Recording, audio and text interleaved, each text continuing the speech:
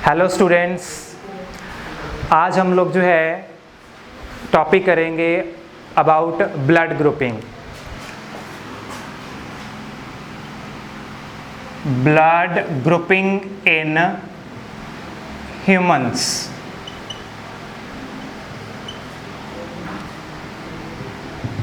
ये जो टॉपिक है ये आपका 10th से लेकर 11th-12th क्लासेस के लिए यूज़फुल रहेगा।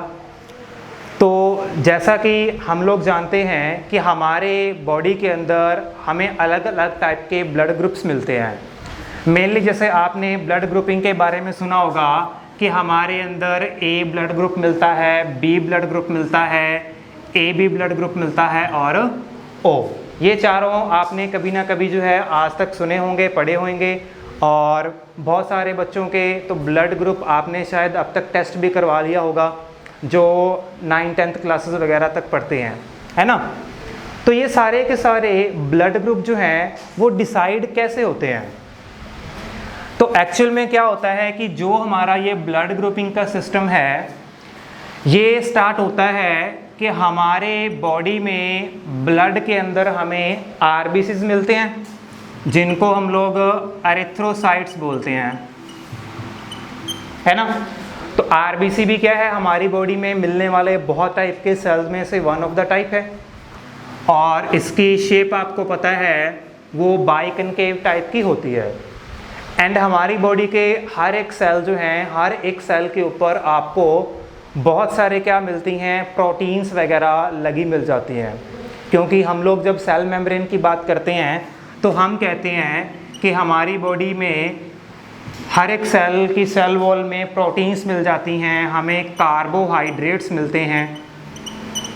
तो वैसे ही कुछ स्पेशल टाइप की प्रोटीन्स हमारी बॉडी में मिलती हैं सेल के ऊपर, और आरबीसीज के ऊपर हमें क्या मिलती है, कुछ स्पेशल टाइप के प्रोटीन्स मिलती हैं जिनको हम लोग क्या बोलते हैं, एंटीजन्स बोलते हैं। क्या बोलते हैं उसको? एंटीजन्स बोलते हैं। ठीक है। ये एंटीजन्स जो हैं रिस्पॉन्सिबल होते हैं हमारी बॉडी के अंदर अलग अलग ब्लड ग्रुपिंग के लिए। ठीक है।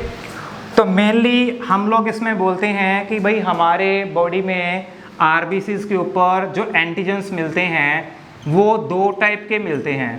एक तो एंटीजन ए होता है और एक होता है एंटीजन बी। ठीक है। तो इन एंटीजन्स के बारे में या इस पूरे के पूरे ब्लड ग्रुपिंग के बारे में सबसे पहले हमें कार्ल लैंडस्टीनर नाम के साइंटिस्ट ने बताया था।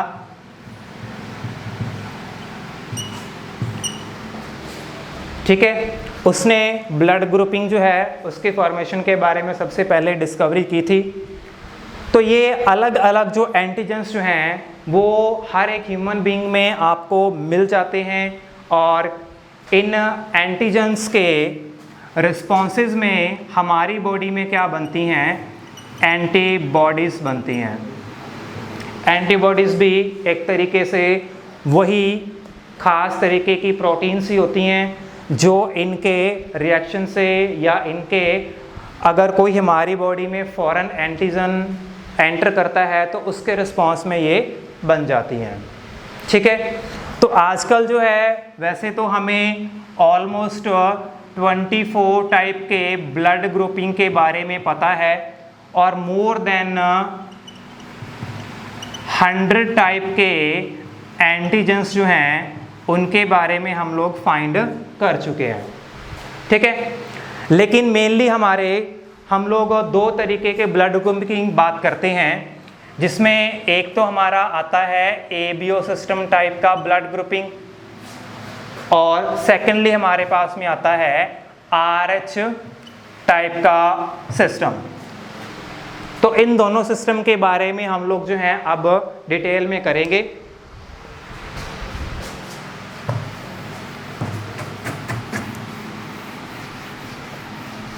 तो सबसे पहले अगर हम लोग एबीओ ब्लड ग्रुपिंग की बात करते हैं तो it is based on the presence of the antigens A and be on the surface of erythrocytes या फिर आरबीसीज।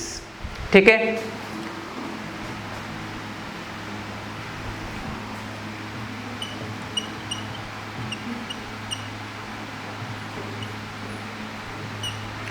तो सबसे पहले हम लोग देखेंगे ब्लड ग्रुप है, उसके बाद में इन आरबीसीज के ऊपर हमें कौन से टाइप का एंटीजन मिल जाएगा एंड कौन से टाइप की एंटीबॉडी जो है वो बनती है। ठीक है, तो सबसे पहले अगर हम देखते हैं ब्लड ग्रुप ए की बात, तो ब्लड ग्रुप ए के अंदर एंटीजन हमें जो मिलता है वो सेम ही टाइप का मिल जाएगा, दैट इज एंटीजन ए। और इसके साथ में जो एंटीबॉडी मिलती है वो इसके क्या मिलती है, अपोजिटली मिलती है, दैट इज एंटीबॉडी बी। अगर ब्लड ग्रुप बी की बात करें तो इसमें एंटीजन तो इसका सेम मिल जाएगा, बट इसके रिस्पॉन्स में जो एंटीबॉडी है वो क्या बनेगी, ए। ठीक है, तीसरा ब्लड ग्रुप हमारा होता है ए बी ब्लड ग्रुप, जिसके अंदर आपको एंटीजन्स जो हैं वो दोनों मिल जाते हैं, लेकिन एंटीबॉडी जो है वो कोई भी नहीं मिलती। और लास्ट ब्लड ग्रुप हमारा होता है ओ, जिसमें आपको कोई भी एंटीजन नहीं मिलता सरफेस के ऊपर, लेकिन एंटीबॉडीज जो हैं इस ब्लड ग्रुप के अंदर बोथ टाइप की मिल जाएंगी। ठीक है, तो अब देखो ये हमारा एबीओ सिस्टम जो होता है, इसमें अब एंटीजन और एंटीबॉडी हैं, तो अगर मान लो हम लोग ब्लड की ट्रांसफ्यूज़न करते हैं, तो उस ट्रांसफ्यूज़न के दौरान अगर ये ब्लड ग्रुप हम लोग सेम ट्रांसफ्यूज़ नहीं करते हैं बॉडी के अंदर, तो वो अगर किसी और टाइप का ब्लड ग्रुप ट्रांसफ्यूज़ हो जाए तो हमारी बॉडी के अंदर क्या हो जाएगा, अग्लूटिनेशन जो है वो स्टार्ट हो जाती है, जिसके कारण ब्लड जो है वो क्या करता है, क्लम्पिंग शो करता है।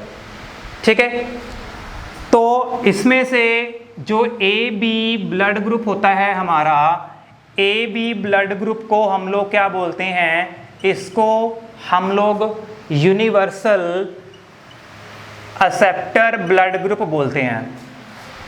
क्यों बोलते हैं इसको यूनिवर्सल एक्सेप्टर ब्लड ग्रुप, क्योंकि इसके पास में दोनों टाइप के एंटीजन हैं। तो अगर इस पर्सन की बॉडी में किसी भी ब्लड ग्रुप का ब्लड ग्रुप ट्रांसफ्यूज किया जाएगा तो उसके रिस्पॉन्स में ये कोई भी एंटीबॉडी की फॉर्मेशन नहीं कर पाएगा। तो अगर कोई भी एंटीबॉडी इसके रिस्पॉन्स में नहीं बनी है तो उस पर्सन के ब्लड ग्रुप के अंदर कोई भी टाइप की एग्लूटिनेशन जो है वो शो नहीं हो सकती। इसलिए ये क्या कर सकता है, सभी टाइप के ब्लड ग्रुप से क्या कर सकता है, ब्लड को रिसीव कर सकता है। तो इसलिए ए बी ब्लड ग्रुप को हम लोग क्या बोलते हैं, यूनिवर्सल एक्सेप्टर ब्लड ग्रुप बोलते हैं।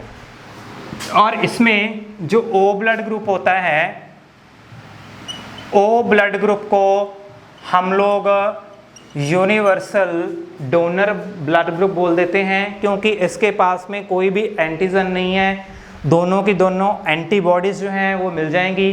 तो इसलिए without any antigen it can donate the blood to every other blood group. ठीक है, इसलिए इसको क्या बोल दिया जाता है, यूनिवर्सल डोनर ब्लड ग्रुप बोल दिया जाता है।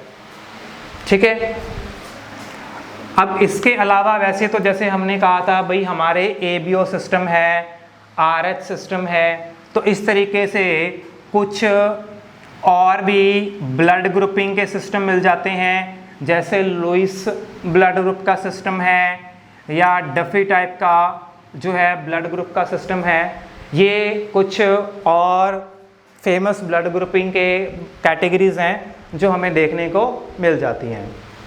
ठीक है, इसी तरीके से अगर हम बात करते हैं तो हमारे इंडिया के अंदर एक हमें रेयर ब्लड ग्रुप की टाइप मिलती है जिसको हम लोग बोलते हैं बॉम्बे ब्लड ग्रुप। उसमें क्या है कि जैसे हमारे बॉडी में ये ए और बी एंटीजन्स मिलते हैं, तो उसमें एक अलग टाइप का एंटीजन प्रेजेंट होता है जिसको हम लोग बोलते हैं एच एंटीजन, वो प्रेजेंट होता है। तो अगर इसकी बॉडी के अंदर मान लो डेफिशिएंसी है तो उसको हम लोग एच बॉम्बे डेफिशिएंसी बोल देते हैं। और ये मेनली सबसे पहले बॉम्बे के अंदर मिला था, और इंडिया में जो इसकी ऑकरेंस है वो अप्रॉक्सीमेटली पर 10,000 पर्सन में किसी एक पर्सन के अंदर ये रेयर टाइप का ब्लड ग्रुप देखने को मिल जाता है। ठीक है, इसी तरीके से एक और भी ब्लड ग्रुप होता है जिसको हम लोग RH नल टाइप का ब्लड ग्रुप बोलते हैं, और ये इतना रेयर ब्लड ग्रुप है कि ये पूरे वर्ल्ड की पॉपुलेशन में सिर्फ और सिर्फ लेस देन 50 पीपल के अंदर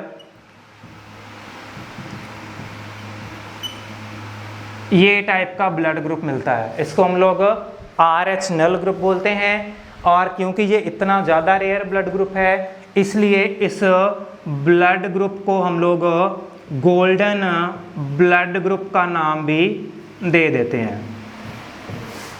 ठीक है, तो इस तरीके से आपके पास में अलग अलग टाइप के और भी ब्लड ग्रुपिंग कुछ मिल जाएगी। तो ये वाली ब्लड ग्रुपिंग जो है ये 10th तक के लेवल के अगर कोई बच्चे हैं तो उनको इस तरीके के लेवल तक का सिर्फ क्वेश्चन आता है।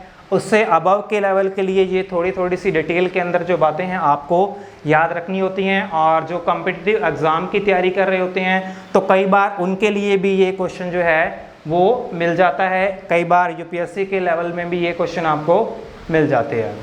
ठीक है, तो यहाँ पर हमें ABO ब्लड ग्रुप की सिस्टम समझ में आ गई।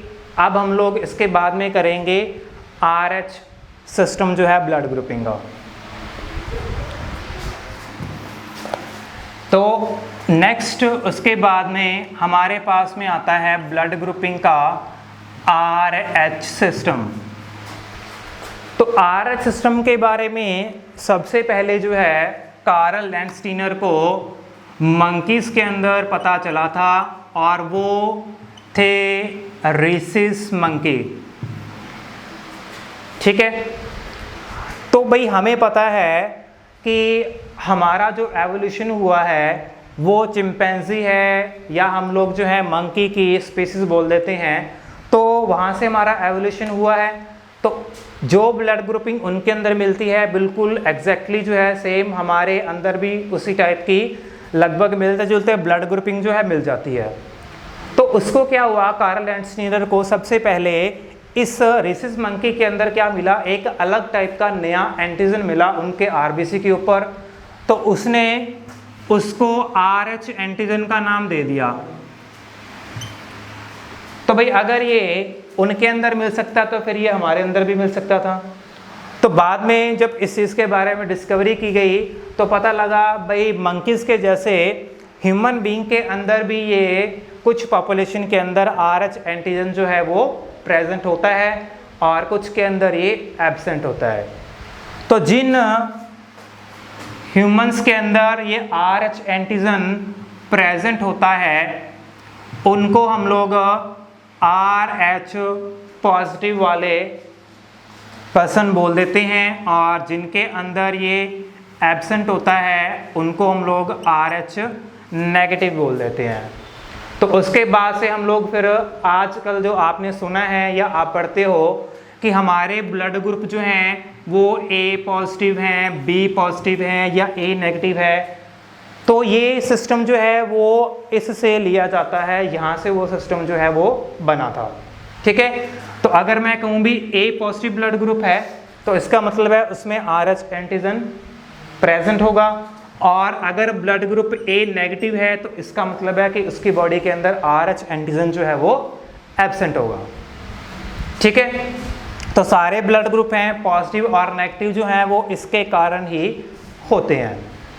और अभी जैसे मैंने आपको पहले बताया था कि हम लोग कुछ रेयर ब्लड ग्रुप्स की बात कर रहे थे, तो इन नॉर्मल ABO सिस्टम में से अगर हम लोग सबसे रेयरेस्ट ब्लड ग्रुप की बात करते हैं तो उसमें हमारा सबसे जो रेयरेस्ट ब्लड ग्रुप आ जाता है वो B नेगेटिव ब्लड ग्रुप आ जाता है। ठीक है, इसके अलावा AB जो है AB नेगेटिव है, ये भी काफ़ी रेयर होता है, ये भी बहुत कम पॉपुलेशन के अंदर प्रेजेंट होता है। ठीक है, तो ये वाला सारा सिस्टम है हमारा RH का। तो इस तरीके से हमारे ब्लड ग्रुपिंग में पॉजिटिव एंड नेगेटिव हमें मिलता है।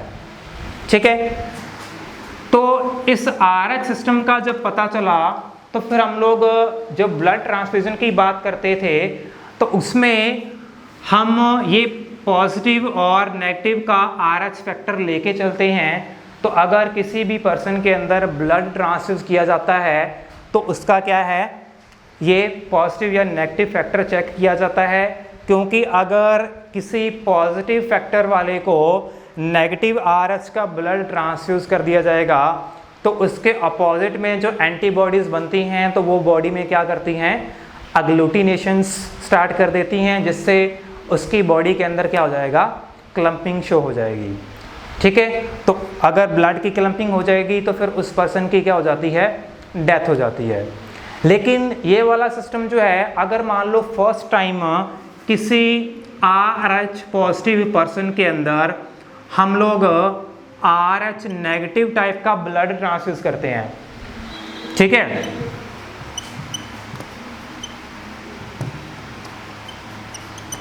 तो फर्स्ट टाइम में तो क्या होता है, अगर किसी पॉजिटिव ब्लड ग्रुप वाले पर्सन को नेगेटिव ब्लड ग्रुप दिया जाएगा तो इसकी बॉडी के अंदर RH नेगेटिव वाली एंटीबॉडीज क्या हैं, बननी स्टार्ट हो जाती हैं और वो बॉडी के अंदर स्टोर हो जाती हैं। अगर दूसरी बार क्या किया जाए, इस पर्सन को RH नेगेटिव ब्लड ग्रुप फिर से चढ़ाया जाए तो फिर तो इसके अंदर कोई दिक्कत नहीं आएगी, क्योंकि इसके खिलाफ की जो एंटीबॉडीज़ हैं वो प्रिपेयर हो चुकी हैं। लेकिन अगर उसमें वापस से पॉजिटिव वाला ब्लड ग्रुप जब ट्रांसफ्यूज होता है तो उसके खिलाफ लड़ने के लिए कोई भी एंटीबॉडीज़ नहीं होती, तो वहाँ पर फिर क्या है, RBCs की क्रॉस लिंकिंग हो जाती है अग्लूटिनेशन से। RBCs जो हैं वो रप्चर हो जाते हैं और RBC की रप्चरिंग को हम लोग बोलते हैं हीमोलिसिस।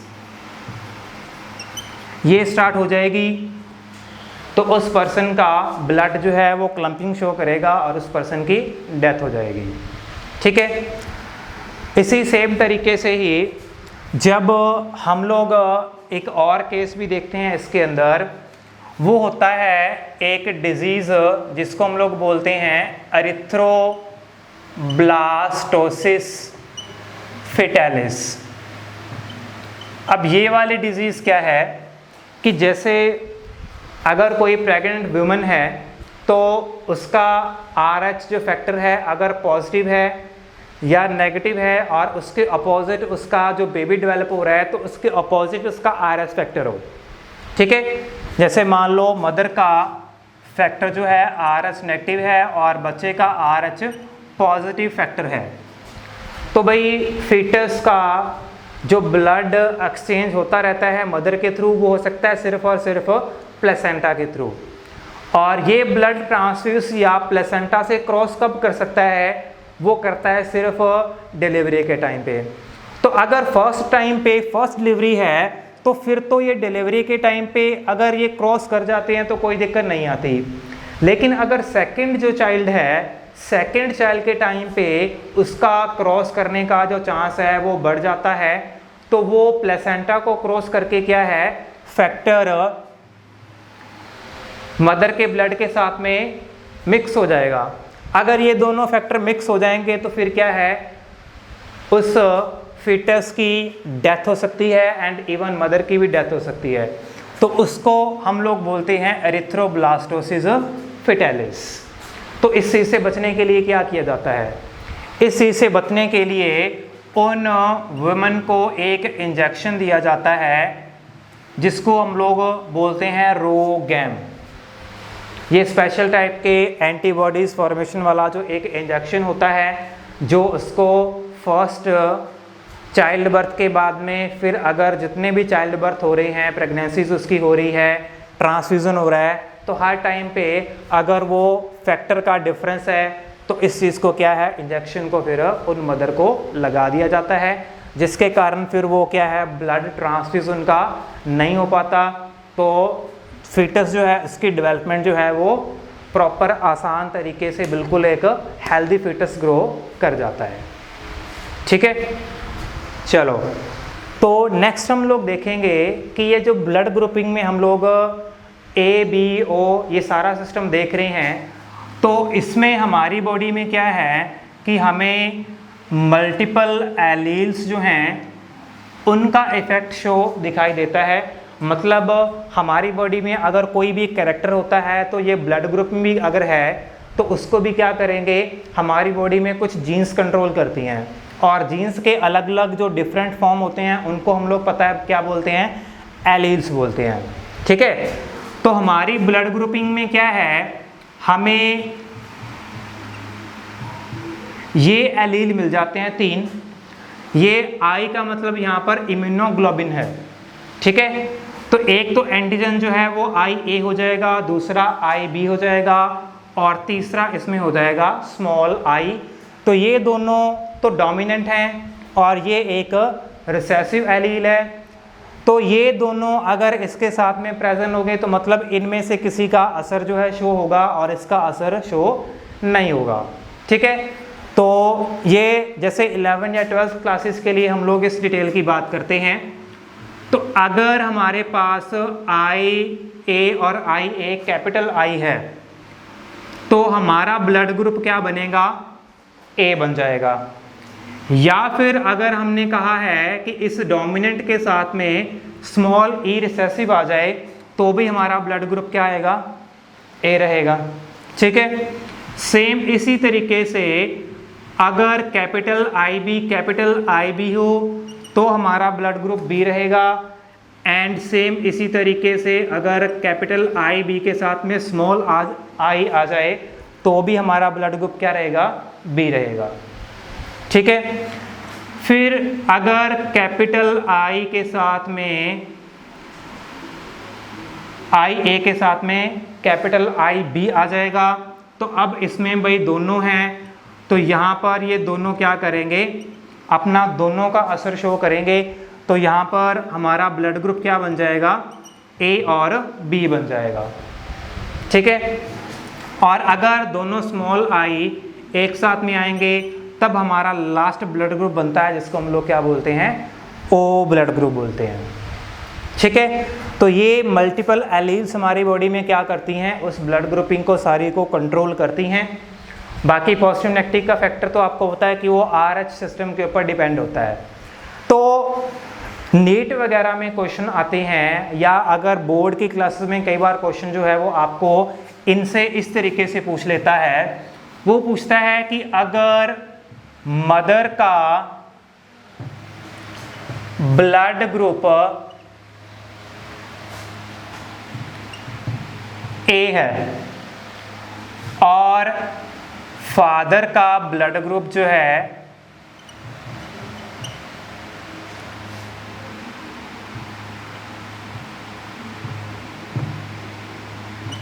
O है, then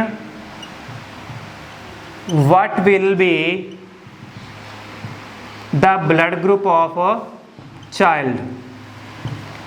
इस तरीके के क्वेश्चन आपको पूछता है कि मदर का और फादर का ब्लड ग्रुप आपको दे दिया जाएगा और बच्चे का ब्लड ग्रुप जो है पूछा जाएगा।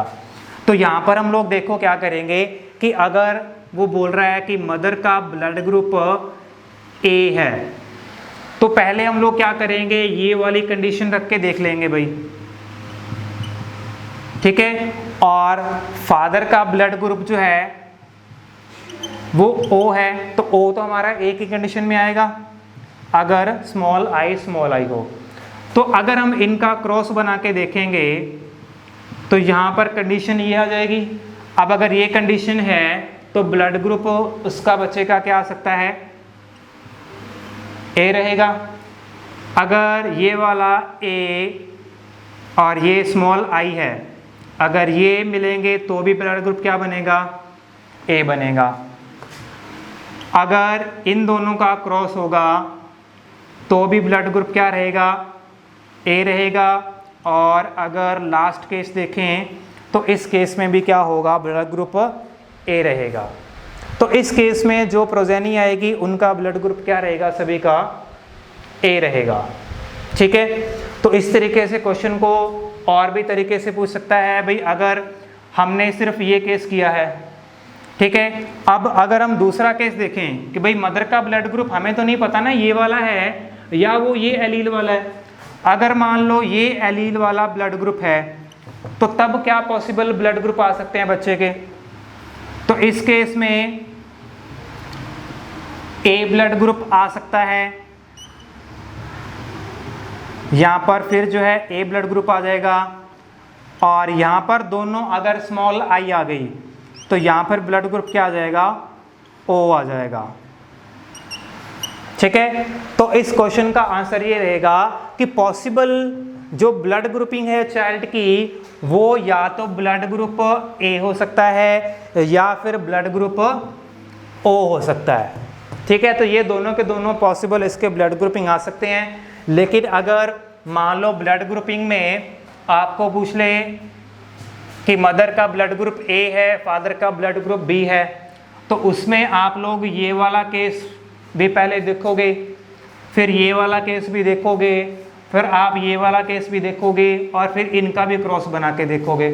तो कोई भी केस हो सकता है ना ए के अंदर। तो अगर ए और ब्लड ग्रुप बी है दोनों का, तो इस केस में आप देखोगे कि आपको उन बच्चों का ब्लड ग्रुप जो है वो चारों टाइप का मिल सकता है। इस क्रॉस को आप लोग अपने आप से ट्राई करके देखोगे, तो ये आपको इन दोनों के कॉम्बिनेशन से देखना, सारे के सारे ब्लड ग्रुप आपको प्रोजेनी के अंदर पॉसिबल इसकी फॉर्मेशन जो है वो हो सकती है। ठीक है, तो ये हमारा टोटल जो है ह्यूमन बींग्स के अंदर ब्लड ग्रुपिंग का सिस्टम है। तो आई होप कि आप सभी को ये चीज़ अच्छे से समझ में आ गई होगी। तो मिलते हैं अपनी नेक्स्ट क्लास में।